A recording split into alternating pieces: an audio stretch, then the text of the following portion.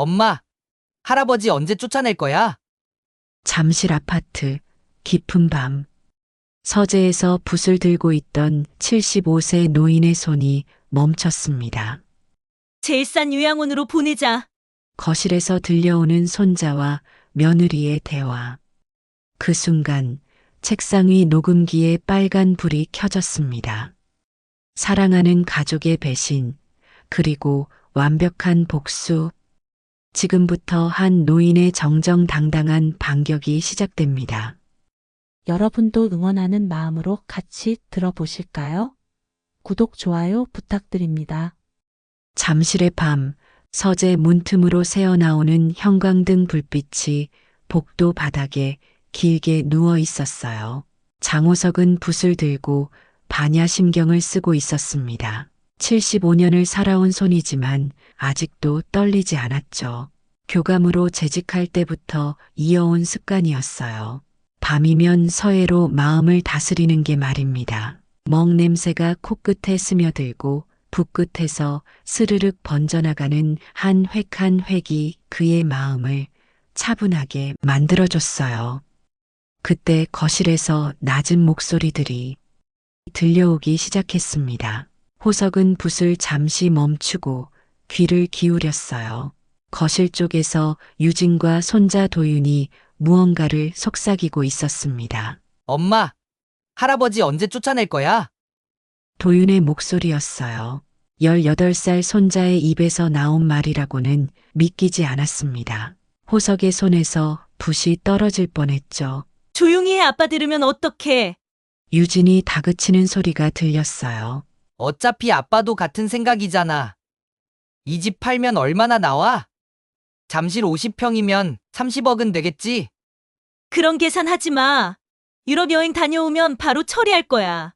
치매 증상이 보이면 우리가 결정할 수 있어. 호석의 등골이 서늘해졌어요. 75년을 살아오면서 이런 배신감을 느껴본 적이 없었습니다. 가족이라는 이름으로 자신을 둘러싸고 있던 사람들이 실제로는 재산만 노리고 있었던 거예요. 할아버지가 정말 치매야? 나는 멀쩡해 보이는데.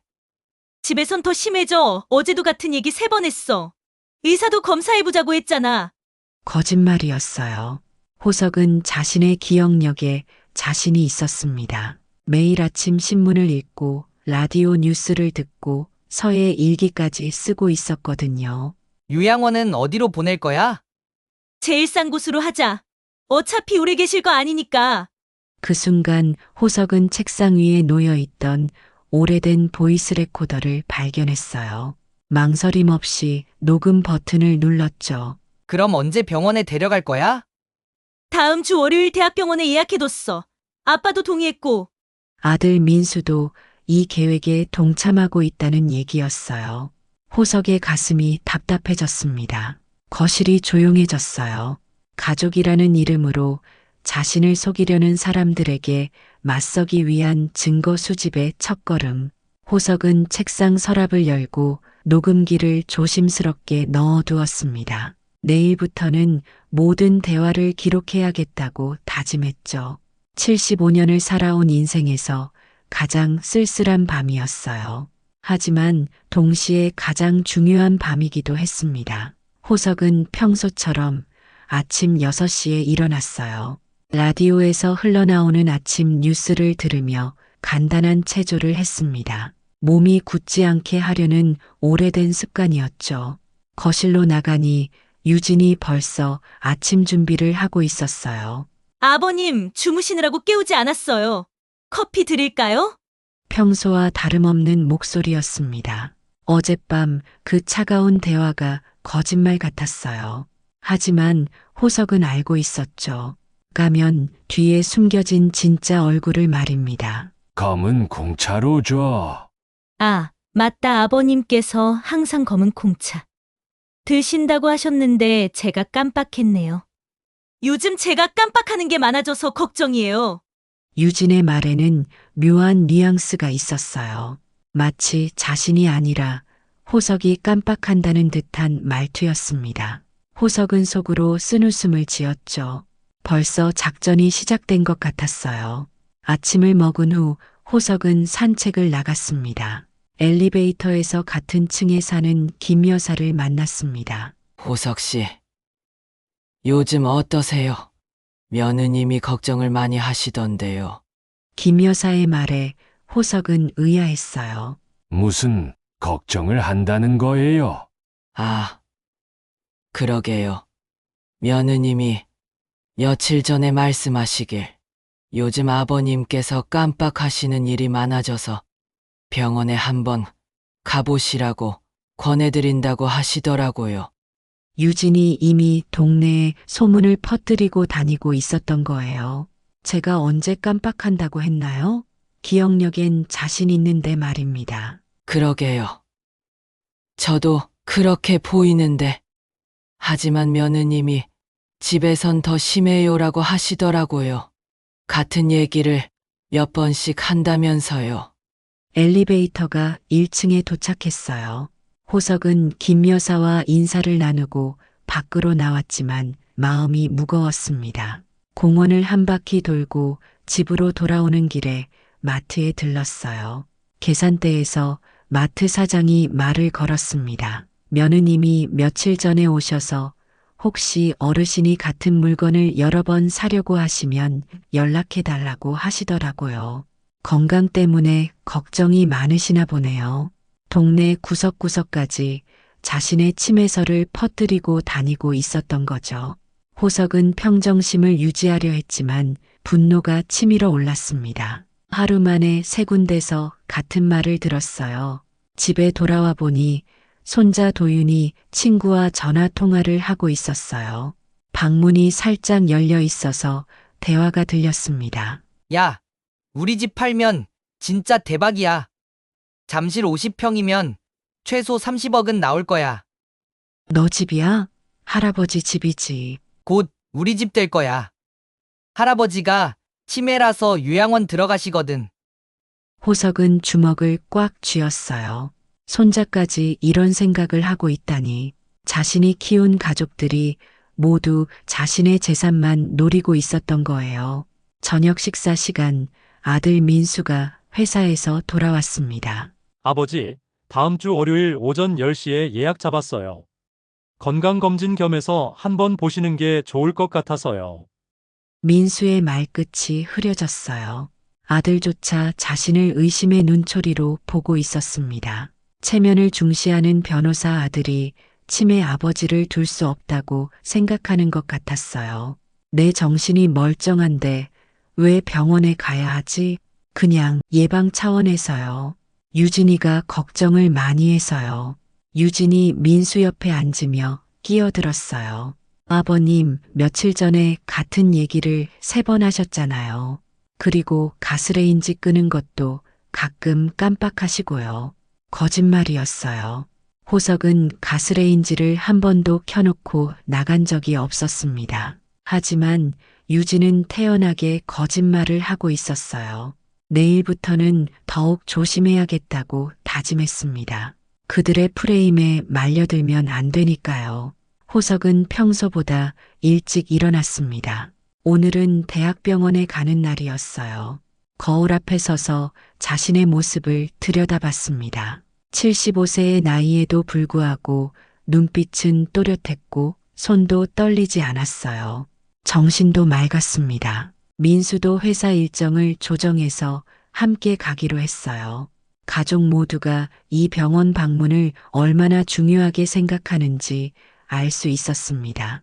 택시 안에서 유진이 작은 수첩을 꺼내 들었습니다. 수첩에는 빼곡하게 글씨가 적혀 있었어요. 호석이 슬쩍 봤는데 같은 말, 반복, 가스레인지 끄는 것 잊음, 약속 시간 헷갈림 같은 내용들이었습니다. 모두 거짓말이었죠. 하지만 그 꼼꼼함이 오싹했어요. 대기실에는 비슷한 나이의 환자들이 앉아 있었어요. 진료실로 들어가니 젊은 의사가 앉아 있었습니다. 민수가 먼저 아버지의 기억력 문제를 설명했고 유진이 준비해온 수첩 내용을 상세히 전달했습니다. 마치 준비된 각본을 읽는 것 같았어요. 김 교수가 호석에게 직접 물었어요. 본인은 어떻게 생각하세요? 저는 아무 문제 없다고 생각합니다. 일상생활에 전혀 지장이 없어요. 검사가 시작됐어요. 오늘 날짜부터 물어봤습니다. 오늘이 몇 월 며칠인지 아세요? 9월 넷째 주 월요일이고 정확히는 23일입니다. 지금 계신 곳이 어디인지 말씀해 주세요. 서울대학교병원 신경과 진료실입니다. 모든 답변이 정확했어요. 김 교수가 MMSE 검사지를 꺼냈습니다. 기억력, 진압력, 계산력을 측정하는 표준 검사였어요. 호석은 또렷하게 시계를 그렸어요. 12시 방향부터 시작해서 숫자들을 정확한 위치에 표시했습니다. 단어 3개를 기억해 보세요. 사과, 동전, 연필. 아까 말한 단어 3개가 뭐였죠? 사과, 동전, 연필입니다. 모든 검사 결과가 정상이었어요. 김 교수가 놀란 표정을 지었습니다. 검사상으로는 정상 범위입니다. 인지 기능에 특별한 문제가 보이지 않아요. 유진의 얼굴이 굳었어요. 예상과 다른 결과에 당황한 기색이 역력했습니다. 하지만 의사 선생님, 집에서의 행동과 여기서 보이시는 모습이 너무 다릅니다. 김 교수가 고개를 갸웃했어요. 그럴 수도 있습니다. 하지만 현재로서는 치매나 인지장애를 진단할 근거가 부족해요. 경과를 좀 더 지켜봐야겠습니다. 그때 호석이 조용히 종이 한 장을 꺼냈어요. 진료실에 들어오기 전에 미리 적어둔 것이었습니다. 김 교수 앞으로 살짝 밀어줬죠. 종이에는 이렇게 적혀 있었어요. 도움이 필요합니다. 가족들이 제 재산을 노리고 있습니다. 김 교수가 종이를 읽고 호석을 주의 깊게 바라봤어요. 그리고 한 달 후에 다시 오라고 했습니다. 일단 한 달 후에 다시 오시죠. 그때 다시 검사해보고 판단하겠습니다. 한 달이나 기다려야 해요? 유진이 초조하게 말했어요. 현재 검사상으로는 정상이기 때문에 성급하게 진단할 수 없습니다. 인지기능 평가는 시간을 두고 관찰해야 해요. 진료실을 나오면서 유진과 민수가 속삭였습니다. 다른 병원도 알아봐야겠어. 여기서만 검사받을 이유는 없잖아. 오늘은 일단 위기를 넘겼지만 이것은 시작에 불과하다는 걸 알고 있었어요. 유진과 민수는 분명히 다른 방법을 찾을 것이었습니다. 호석은 보이스 레코더를 다시 준비했습니다. 오늘 밤도 그들의 계획을 들어야 했어요.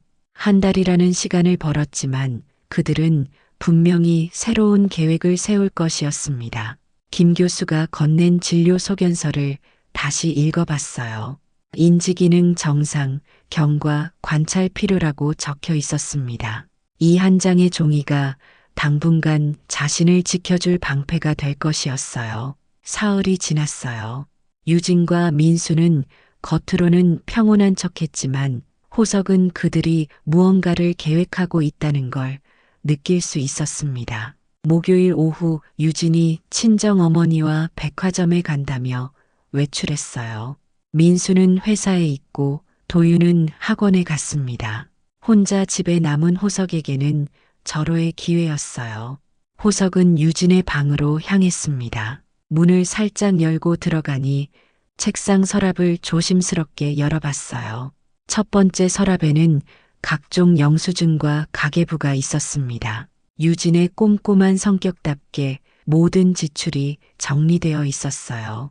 두 번째 서랍을 열었을 때 치매 관찰일지라는 제목의 수첩이 있었어요. 수첩을 꺼내 펼쳐봤어요. 9월 12일 마이너스 같은 질문을 3번 반복함. 9월 15일 마이너스 약속 시간을 착각함. 9월 18일 마이너스 손자 이름을 기억하지 못함. 모두 거짓말이었어요. 특히 9월 15일 기록이 문제였어요. 그 시간 나는 친구 장례식에 있었거든요. 필체는 2, 잉크는 하나였습니다. 수첩 아래에는 요양원 비교표가 있었습니다.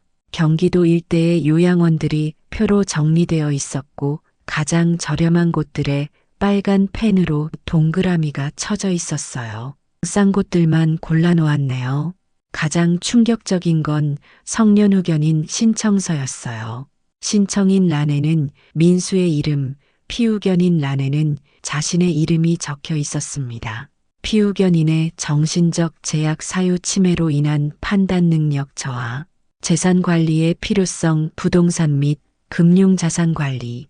아직 치매 진단도 받지 않았는데 벌써 후견인 신청서까지 준비해 놓다니 이것들이 바로 그들의 로드맵이었구나 싶었습니다. 서류 맨 아래쪽에는 부동산 시세 조사서도 있었어요.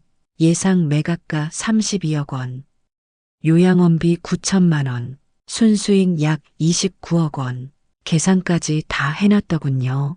자신의 남은 생명까지 계산에 넣어 놓았다니 갑자기 현관문 열리는 소리가 들렸어요. 유진이 돌아온 것 같았습니다. 호석은 재빨리 서류들을 정리해서 서랍에 넣었어요. 아버님, 집에 계셨어요? 유진의 목소리는 평소와 다름없이 다정했어요. 하지만 호석은 이제 그 가면 뒤에 진짜 얼굴을 알고 있었습니다. 밤이 되어 모두가 잠든 후 호석은 서재에서 오늘 본 것들을 정리했어요. 관찰일지, 요양원 비교표, 후견인 신청서까지 모든 것이 연결되어 하나의 큰 그림을 그리고 있었습니다. 가장 중요한 건 관찰일지의 날짜 조작이었어요. 자신이 집에 없었던 날의 기록들을 따로 메모해뒀습니다. 며칠 후 민수가 회사에서 돌아와 제안을 했어요. 아버지, 우리 가족이 유럽 여행을 계획하고 있는데요. 회사에서 연차 몰아서 쓰라고 해서 10일 정도 다녀올 예정입니다. 아버님도 함께 가시겠어요? 아니면 집에서 편히 쉬고 계셔도 되고요. 나는 집에 있겠네. 오랜 여행은 몸이 힘들어. 정말요? 그럼 혼자 계셔도 괜찮으시겠어요? 민수가 걱정스러운 척 물었어요. 유진이 안도하는 표정을 지었어요. 사실 처음부터 호석을 데려갈 생각은 없었던 것 같았습니다. 출발까지 일주일이 있었어요. 호석은 그 시간을 알차게 활용했습니다. 먼저 은행에 가서 자신의 모든 계좌를 확인했어요. 예금, 적금, 연금까지 합치면 상당한 금액이었습니다. 다른 은행으로 계좌 이체하려면 어떻게 해야 하나요? 은행 직원이 친절하게 설명해 줬어요. 다음은 부동산 중개소였어요. 금매로 내놓으면 얼마나 빨리 팔릴까요? 요즘 잠실은 워낙 인기가 좋아서요. 시세만 맞으면 일주일 안에도 계약 가능할 것 같은데요. 중개사가 자신 있게 답했어요. 여행 당일 아침, 도윤은 해외여행이 신나는지 들떠 있었고 유진과 민수는 체크리스트를 확인하느라 바빴어요. 이제 진짜 자유시간이 시작됐습니다. 집에 도착하자마자 호석은 움직이기 시작했어요. 먼저 믿을 만한 지인에게 전화를 걸었습니다. 광교에 나온 22평 아파트 기억하지? 바로 계약 진행해줘. 둘째 날 호석은 잠실 아파트를 금매로 내놓았어요. 법적으로는 아무 문제가 없었습니다. 셋째 날부터는 은행 업무를 처리했어요. 모든 계좌를 다른 은행으로 이체하는 절차를 밟았습니다. 개인정보 보호 철저히 해주세요. 닷새째 되는 날 잠실 아파트에 바이어가 나타났어요. 30억에 계약하겠다는 업체였습니다. 현금 매수라 중도금 없이 잔금과 등기를 동시에 진행하기로 했어요. 일주일째 광교 아파트 계약도 완료됐어요. 관리사무소에 미리 연락해서 개인정보 보호를 당부해뒀습니다. 8째 날 호석은 이사를 시작했어요. 필요한 물건들만 골라서 작은 트럭에 실었습니다. 시장에서 마지막 장보기를 할 때 단골 상인들이 궁금해했어요. 어르신, 어디 가세요? 다음날 새집 정리를 마쳤어요. 광교의 22평 아파트는 작지만 깔끔했습니다. 서예 족자를 벽에 걸었어요. 정정당당이라고 쓰인 글씨가 새집을 품격 있게 만들어줬습니다. 10째 날 모든 준비가 완료됐어요. 새로운 주소, 새로운 은행 계좌, 새로운 시작. 휴대전화를 껐어요. 내일 그들이 돌아와서 빈집을 발견할 시간만 남았습니다. 호석은 광교 새집 거실에서 뉴스를 보고 있었어요. 오늘 민수 가족이 귀국하는 날이었습니다. 아마 지금쯤 김포공항에 도착해서 집으로 향하고 있을 거예요. 휴대전화는 여전히 꺼둔 상태였습니다. 새 집은 조용했어요. 잠실 아파트와는 완전히 다른 분위기였습니다. 호석은 차분하게 차를 우려내며 그들이 빈집을 발견했을 순간을 상상해 봤어요. 9시가 넘어서야 휴대전화를 켰습니다. 곧바로 연속으로 진동이 울렸어요. 아버지 어디 계세요? 집에 다른 사람이 살고 있다고 하는데요. 집이 팔렸다고 하는데 진짜예요? 전화 받으세요. 처음에는 단순한 확인이었지만 점차 당황스러움이 묻어나기 시작했어요. 호석은 민수에게 전화를 걸었어요. 첫 번째 벨소리도 끝나기 전에 받더군요. 아버지, 지금 어디 계세요? 집에 무슨 일이 일어난 거예요? 민수의 목소리가 떨리고 있었어요. 팔았다. 30억에. 뭐라고요? 집을 팔았다고요? 왜 아무 상의 없이? 내 집인데 내가 왜 상의를 해야 하지? 호석의 목소리는 평온했어요. 계약서도 있고 잔금도 받았고 등기도 완료됐다고 설명했죠. 그때 호석이 준비해둔 증거들을 꺼냈습니다. 그런데 말이야, 너희가 여행 간 사이에 재미있는 걸 많이 발견했다. 유진이 방에서 치매 관찰일지 봤어. 날짜 조작한 것도 다 알고 있고 전화 너머가 조용해졌어요. 요양원 비교표에 후견인 신청서까지 참 치밀하게 준비해뒀더라. 민수가 어색하게 변명하려 했지만 호석은 들어주지 않았어요. 대신 보이스 레코더를 재생했습니다. 엄마, 할아버지 언제 쫓아낼 거야? 유럽 여행 다녀오면 바로 처리할 거야. 치매면 우리가 결정할 수 있어. 녹음이 끝나자 전화 너머가 완전히 조용해졌어요. 유진이 울음을 터뜨리는 소리가 희미하게 들렸습니다. 이것뿐만 아니야. 동네 사람들한테 내가 치매라고 소문 퍼뜨린 것 다 녹음해뒀어. 민수가 힘없는 목소리로 어디에 있는지 주소를 알려달라고 했지만 호석은 거절했어요. 찾아올 필요 없어. 이미 끝난 일이야. 은행 계좌도 모두 새로운 은행으로 옮겼다고 알려줬어요. 유진이 전화기를 빼앗아서는 울먹이며 사과하겠다고 했지만 호석의 마음은 이미 돌이킬 수 없는 강을 건넌 상태였습니다. 아버님, 그래도 가족인데. 가족? 가족이 서로를 속이고 재산을 노리고 요양원에 보내려고 계획을 세우나? 그런 게 가족이야? 할아버지, 미안해요. 제가 잘못했어요. 도윤아, 너는 아직 어리니까 이해해. 하지만 기억해라. 돈보다 소중한 게 사람이야. 마지막으로 호석이 한 말은 간단했습니다. 내 집이었다. 그리고 전화를 끊었어요. 다시 휴대전화를 껐습니다. 거실 창문을 열어봤어요. 광교 신도시의 밤 공기가 상쾌했습니다. 새로운 동네, 새로운 시작이었습니다. 서의 족자를 바라봤어요. 정정당당이라는 글자가 조명 아래서 빛나고 있었습니다. 정말로 정정당당하게 해낸 일이었어요. 호석은 광교의 조용한 일상에 점차 적응해가고 있었습니다. 매일 오전 6시에 일어나 라디오 AM 방송을 틀고 간단한 체조를 한 후 근처 공원으로 산책을 나갔어요. 부엌에서 된장찌개를 끓일 때 나는 구수한 냄새가 집안을 따뜻하게 채웠어요. 하지만 민수 가족의 연락은 계속 이어졌어요. 하루에도 몇 번씩 전화가 왔지만 호석은 받지 않았습니다.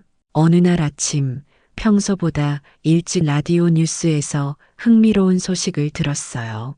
서울 강남 모 대형 로펌에서 직원의 가족 갈등이 회사 이미지에 악영향을 미친다며 인사 조치를 검토하고 있다는 소식입니다. 민수가 다니는 회사였어요. 그동안 효자 변호사로 사내 홍보에도 자주 등장했던 민수였는데 이번 일로 완전히 상황이 뒤바뀐 것 같았습니다. 며칠 후 딸 은영에게서 전화가 왔어요. 아버지, 무슨 일이에요? 은영의 목소리에는 당황스러움이 묻어 있었어요. 은영아, 내 오빠 가족이 무슨 짓을 했는지 알고 있어? 호석이 그동안 있었던 일들을 차근차근 설명해 줬어요. 정말요? 새언니가요? 녹음도 다 있어. 증거도 충분하고. 은영이 한숨을 쉬었어요. 미안해요. 저도 처음엔 오빠 말을 믿었어요. 은영의 사과를 듣고 나니 마음이 조금 풀렸어요. 그런데 아버지, 지금 오빠 상황이 심각해요. 회사에서 권고사직 당했고 도윤이도 학교에서 힘들어하고 있어요. 새 집에서의 한 달이 지났어요. 호석은 광교의 일상에 완전히 적응했습니다. 새벽 6시에 일어나 라디오 AM 방송을 들으며 차를 마시고 아침에는 근처 공원을 산책했어요. 오후에는 서예를 하거나 독서를 했습니다. 조용한 일상이었지만 충만했습니다. 누군가 자신을 감시하거나 의심하지 않는 자유로움이 무엇보다 소중했어요. 거짓말로 치매 환자 만들려던 사람들의 시선에서 벗어나니 마음이 한결 가벼워졌습니다. 어느 토요일 오후 장 보러 나간 길에서 또다시 민수를 만났어요. 이번에는 혼자가 아니었습니다. 유진과 도윤도 함께 왔더군요. 세 사람 모두 많이 수척해져 있었어요. 아버지, 민수가 조심스럽게 다가왔어요. 또 왔구나. 유진이 고개를 숙이며 인사했고 도윤도 어색하게 인사했습니다. 예전에 당당했던 모습들은 온데간데 없었어요. 할아버지, 저희가 진짜 잘못했어요. 돌아와 주세요. 도윤의 말에 호석의 마음이 잠시 흔들렸어요. 하지만 금세 다잡았습니다. 민수가 회사에서 잘렸다고 했고 유진은 동네에서 살기 힘들어 이사를 생각한다고 했어요. 하지만 돈이 없어서 어렵다는 말까지 덧붙였습니다. 그건 내가 해결할 문제가 아니야. 아버지, 제발 한 번만 기회를 주세요. 정말 잘못했어요. 민수가 거의 울먹이며 말했어요. 호석은 그들을 차분히 바라봤습니다. 75년을 살아온 어른의 무게감이 그의 목소리에 담겼어요. 민수야, 기회는 이미 충분히 줬어. 내가 태어날 때부터 지금까지 모든 순간이 기회였지. 하지만 너는 마지막에 그 모든 기회를 스스로 버렸어. 민수가 고개를 떨굴 수밖에 없었어요. 호석이 계속 말했습니다. 유진아, 너도 마찬가지야. 10년 넘게 가족으로 살면서 무엇을 배웠나? 결국 재산이 전부였구나. 유진이 사과하려 했지만 호석은 손을 들어 막았어요. 사과는 필요 없어. 이미 선택은 끝났으니까. 도윤이 무릎을 꿇으려 하자 호석이 재빨리 일으켜 세웠어요. 도윤아, 너는 아직 어리니까 이해한다. 하지만 기억해라. 사람의 가치는 돈으로 매길 수 없다는 걸. 그리고 호석은 단호하게 말했습니다. 이제 우리는 남이야. 각자의 길을 가자. 나는 내 방식대로, 너희는 너희 방식대로. 아버지, 그래도 혈육인데. 혈육? 호석이 쓸쓸하게 웃었어요. 혈육이라는 이름으로 서로를 속이고 해치려 했잖아. 그런 관계라면 차라리 없는 게 낫다. 유진이 마지막으로 소리쳤어요. 그럼 상속은 어떻게 되는 거예요? 그 순간 호석의 눈빛이 차가워졌어요. 끝까지 그것만 생각하는구나. 내가 죽으면 모든 재산은 사회에 기부할 거야. 유진의 얼굴이 하얗게 질렸어요. 호석이 마지막 말을 남겼습니다. 그게 너희가 선택한 결과의 대가야. 그리고 돌아서서 걸었어요. 뒤에서 무슨 말을 하든 돌아보지 않았습니다. 집에 돌아와 서재에 앉아 정정당당이라고 쓰인 족자를 바라봤어요. 정말로 정정당당하게 살아온 75년이었습니다. 마지막 순간까지 떳떳했어요. 이제 정말로 자유였습니다. 가족이라는 이름의 족쇄에서 벗어나 진정한 해방을 얻었어요. 새로운 곳에서의 새로운 삶. 누구의 눈치도 보지 않고 누구에게도 속지 않는 삶이었습니다. 그날 저녁 호석은 공증사무소에 전화를 걸었어요. 유언장 작성 예약을 잡기 위해서였습니다. 호석은 붓을 들고 마지막 한 줄을 썼어요. 바람 같은 인생, 이제 자유롭게 흘러가리라. 75년을 살아온 인생의 진정한 완성이었습니다. 누구도 자신의 삶을 좌우할 수 없는 진짜 어른의 선택이었어요.